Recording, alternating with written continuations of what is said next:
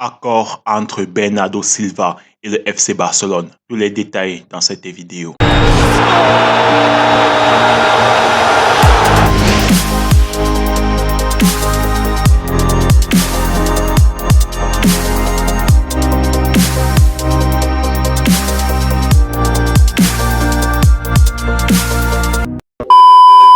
Bonsoir à tous, bienvenue sur la chaîne Le Classico.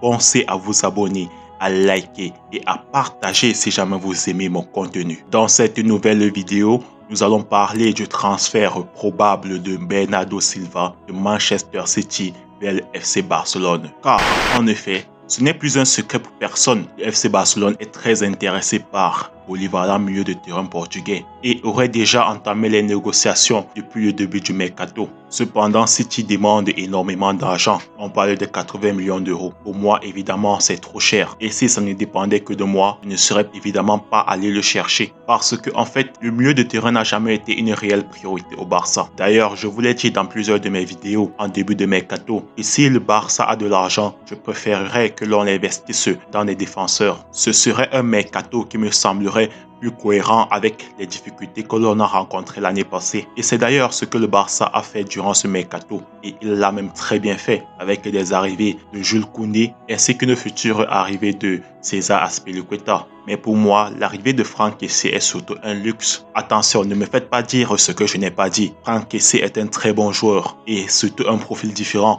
demandé spécialement par Xavi. Et le fait qu'il soit libre de son contrat a aussi beaucoup aidé dans son transfert. Mais entre nous, est-ce que notre milieu de terrain était vraiment une nécessité? Pas du tout. Et lorsque l'on me dit que le Barça est toujours en discussion pour une arrivée de Bernardo Silva à 80 millions d'euros, je me dis, est-ce que ce n'est pas un peu trop? À un moment donné, il faut pouvoir définir la limite de ce que l'on peut considérer comme étant un bon mercato. À un moment donné, oui, doubler les postes pour créer de la concurrence saine, c'est bien. Mais d'un autre côté, trop de concurrence à un même poste peut créer l'effet inverse. Je veux bien comprendre qu'il y aura beaucoup de matchs durant la saison et que Xavi compte faire des rotations. Mais je ne sais pas pourquoi, j'ai l'impression que c'est un peu trop. Vous pouvez me dire que j'exagère. Mais quand moi je vois des joueurs achetés à prix d'or à des postes auxquels on n'en a pas vraiment besoin, ça me rappelle un peu trop l'ère Bartomeu.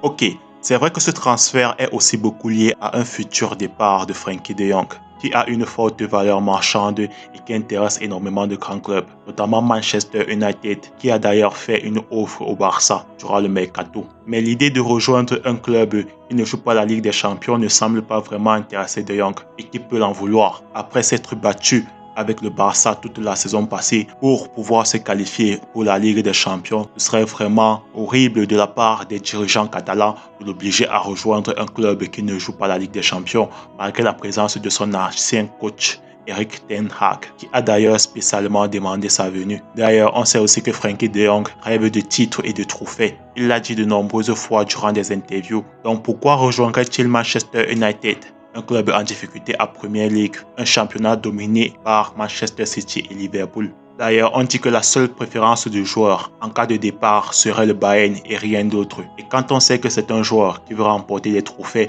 on le comprend immédiatement. Le Bayern est le club le plus dominateur de son championnat et assure chaque année de remporter la Bundesliga. Cependant, le Bayern ne semble pas vraiment très intéressé par ses services. Et même s'il se décide à changer d'avis, je doute qu'il s'aligne sur l'offre de Manchester United. Donc, pour résumer, si le Barça veut effectivement se débarrasser de Frenkie de Jong d'ici la fin du mercato, ce sera à perte ou rien du tout. C'est aussi pour ça que j'ai toujours du mal à croire à un potentiel départ de Frenkie de Jong. Et si de Jong ne part pas, je suis totalement contre une arrivée de Bernardo Silva parce que ça fera trop de milieu de terrain. Encore merci d'avoir regardé ma vidéo. Pensez à vous abonner, à liker et à partager si jamais vous aimez mon contenu. Encore merci à vous.